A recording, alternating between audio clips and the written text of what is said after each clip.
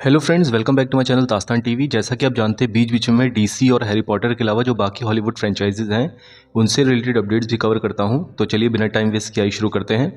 तो सबसे पहली अपडेट जो है गाइस, एक वीडियो गेम से रिलेटेड है। Prince of Persia Sands of time remake. आपको पता ही है कि अराउंड कोविड से थोड़ा सा पहले ये रिलीज़ होने वाला था, लेकिन जो इसका ट्रेलर रिवील किया गया था उसके विजुअल्स बहुत ज़्यादा ख़राब थे, तो बैकलैश हुआ था।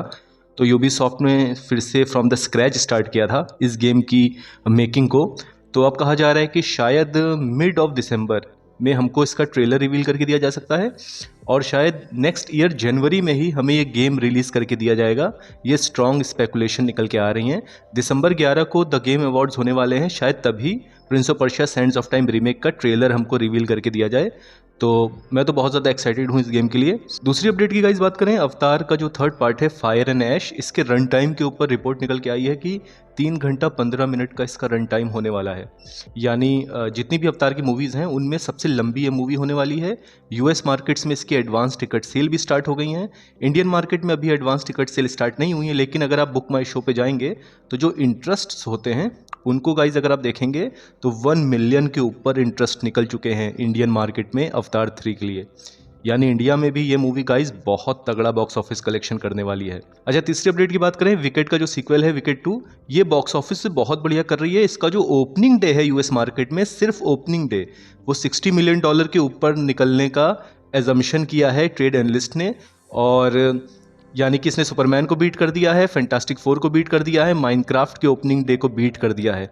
और ट्रेड एनालिस्ट ये भी कह रहे हैं कि ओपनिंग वीकेंड जो इसका हो सकता है यूएस मार्केट में वो क्लोज टू $150 मिलियन हो सकता है।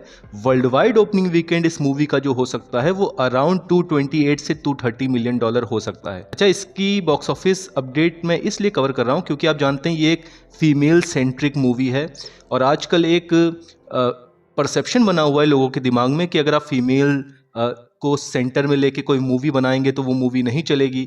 लेकिन इस मूवी के बॉक्स ऑफिस सक्सेस से एक बात साबित होती है कि चाहे आप मेल कैरेक्टर को लीड में लें या फीमेल कैरेक्टर को लीड में लें, अगर आप मूवी अच्छी बना रहे हैं, पब्लिक के साथ कनेक्ट कर रही है, तो मूवी बॉक्स ऑफिस पे अच्छा करेगी। ये जो सक्सेस है विकेट 2 का, इससे थोड़ी सी खुशी सुपरगर्ल के फैंस को भी होनी चाहिए कि अगर वो मूवी अच्छी रहती है, पब्लिक के साथ क्लिक करती है, तो डेफिनेटली ऑडियंस उस मूवी को भी पसंद करेगी। अपडेट की बात करें तो गाइस, जैक स्नाइडर, आपको पता है नेटफ्लिक्स के लिए उन्होंने एक एनिमेशन सीरीज बनाई थी ट्वाइलाइट ऑफ गॉड्स। तो गाइज अब रिपोर्ट निकल के आ रही है कि नेटफ्लिक्स ने ट्वाइलाइट ऑफ गॉड के सेकंड सीजन को कैंसिल कर दिया है। इसका अब कोई सेकंड सीजन नहीं बनेगा।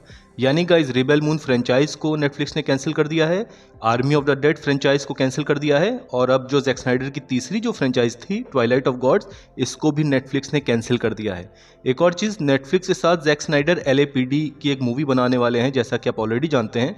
लेकिन सुनने में आ रहा है गाइज कि इसको भी अभी फिलहाल पॉज पे रखा गया है, यानी थोड़े टाइम के लिए इसको रोक दिया गया प्रोजेक्ट के लिए, क्योंकि जो नेटफ्लिक्स की टॉप ब्रास है वो $80 मिलियन बजट दे रही थी जैक स्नाइडर को, लेकिन Jack Snyder around $100 million budget मांग रहे थे इस मूवी के लिए। तो शायद उसमें कुछ बात बन नहीं पाई, और LAPD का जो प्रोजेक्ट है वो फिलहाल होल्ड पर है। और गाइज मुझको अब ऐसा लग रहा है पर्सनली कि शायद नेटफ्लिक्स अब जैक स्नाइडर के साथ अपने कॉन्ट्रैक्ट को रिन्यू ना करे। इसीलिए जो जैक स्नाइडर की अभी जो मूवी जिसकी वो फिल्मिंग कर रहे हैं, द लास्ट फोटोग्राफ, वो नेटफ्लिक्स पे रिलीज़ नहीं होगी, वो शायद किसी और प्लेटफॉर्म पे रिलीज़ हो, या शायद वो थिएटर में रिलीज़ हो। तो गाइज मुझको ऐसा लग रहा है कि शायद अब नेटफ्लिक्स कॉन्ट्रैक्ट को रिन्यू नहीं करेगा जैक स्नाइडर के साथ। तो अगर ऐसा हो रहा है, मैं पर्सनली चाहूँगा कि वार्नर ब्रदर्स जो है वो जैक स्नाइडर को बुला ले। और आपको पता होगा 300 मूवी की एक प्रीक्वल सीरीज़ जिसकी हवा उड़ी थी काफ़ी टाइम पहले, मैं पर्सनली चाहूँगा जैक स्नाइडर 300 की प्रीक्वल सीरीज़ पे वर्क करें, और जो मिड बजट एक्शन मूवीज़ होती हैं उस पे जैक स्नाइडर फोकस करें, जो 50-60 मिलियन डॉलर में बन जाएं और बॉक्स ऑफिस पे 100-150 मिलियन डॉलर कर लें। तो इस टाइप की मूवीज़ पे अब जैक स्नाइडर को फोकस करना चाहिए, अगर नेटफ्लिक्स उनके कॉन्ट्रैक्ट को रिन्यू नहीं कर रहा है। क्या आपको लगता है LAPD प्रोजेक्ट बनाएगा नेटफ्लिक्स, या आपको लगता है कि अब शायद नेटफ्लिक्स जैक स्नाइडर के साथ अपने कॉन्ट्रैक्ट को रिन्यू ना करे? प्लीज़ कमेंट सेक्शन में ज़रूर बताइएगा।